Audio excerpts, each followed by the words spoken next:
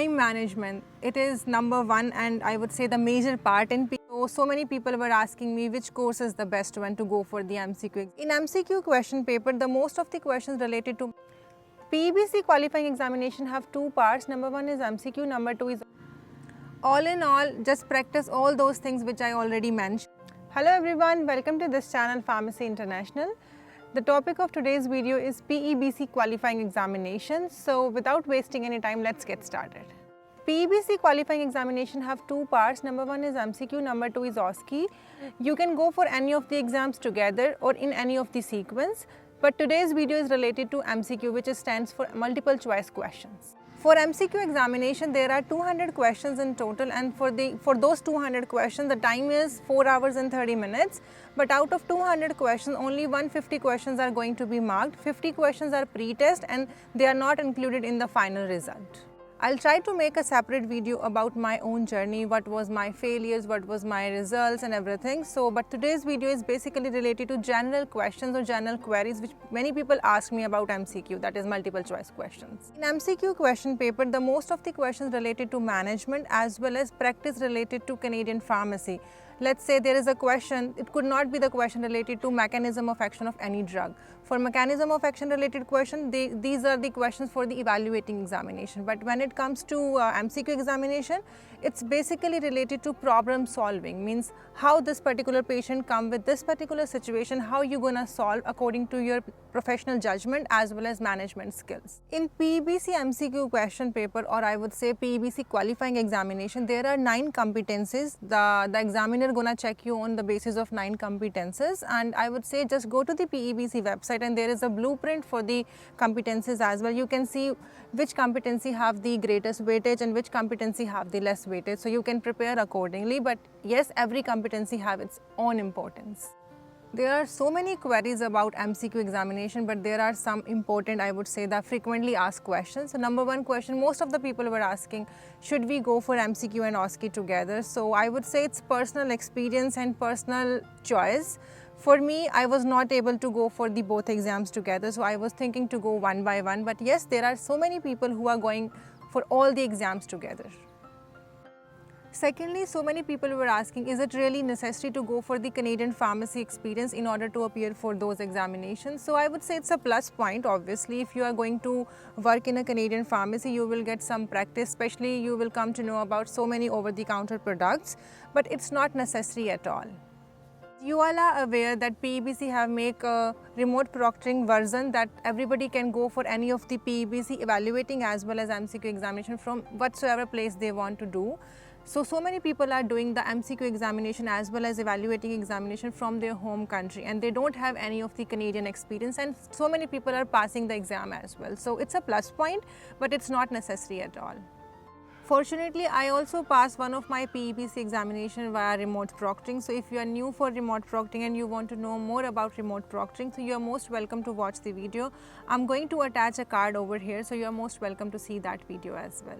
As far as courses are concerned, so many people were asking me which course is the best one to go for the MCQ examination or the qualifying examination. So what I can say from my experience that most of the courses are blend of the CTC and CTMA, and you know that CTC, CTMA are the main books for the PEBC examination. So every course has most of the blend structure of CTC, CTMA plus management obviously. I couldn't say this is the best course, this is the worst course. Every course have everything. It depends how you're gonna handle this. So in my case, let's say I was taking one course for therapeutics, for another course I was choosing just the management part from that course, and from some of the courses I just took the question bank. For myself, it was a blend of so many courses actually. I can share some tips, or I would say my personal experience for PEBC MCQ examination. Number one, you should see those sample questions, like the PEBC sample question. It's on the PEBC website, and apart from the question itself, I would say there is a demo exam as well. Whenever you go to the PEBC website, there is a demo exam section. Just go to the demo exam section, you will come to know how exactly the exam gonna come. And there is one proper website, or I would say a link. From that link, you will come to know about the calculations as well. For example, as you know that it is a computer-based examination, so you are not allowed to use the calculator.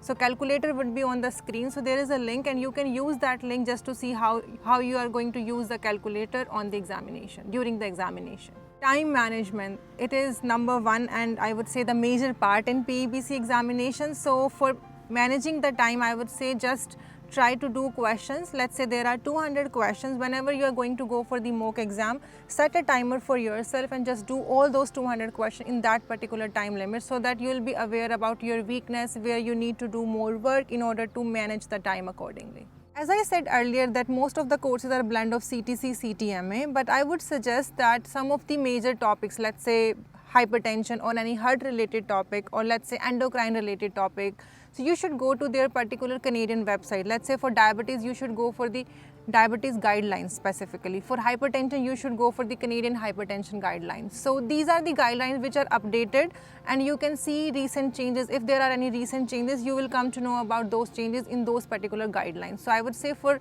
major topics, you should go through the guidelines as well. In MCQ examination, there are obviously MCQ means multiple choice questions, so there would be 4 options, but it is not the right choice and the wrong choice. There could be 2 right answers for one question. So the major thing you have to keep in mind, there could be 2 right answers for one question. You have to choose the best answer. So it's not about right or wrong, it's about which is the best out of those one. To summarize this video, I would say for PEBC qualifying examination, that is MCQ, you should go for the CTC, CTMA for sure. Plus for major topics, you should go for the guidelines. Let's say for diabetes, as I told you earlier, there is Diabetes Canada. For thrombosis Canada, these are some of the guidelines you should go through. When it comes to management part, you should see some of the references which is given on the PEBC website. And as far as sample questions are concerned, I would say just go through the PEBC sample questions, and there is a demo tutorial and you should go for the demo tutorial as well. All in all, just practice all those things which I already mentioned, plus manage your time. Means time management is a key for MCQ examination. Those who are watching this video and they have their first attempt for MCQ, I would say all the very best.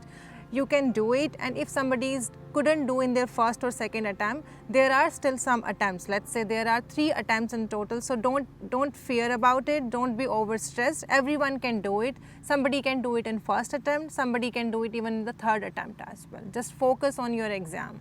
Failure is a part of success, and I do fail in my first attempt, so I'll try to make a video about my failure, my success, so that would be the next part of this video. But I would say just don't get discouraged, focus on your study and everyone can do it.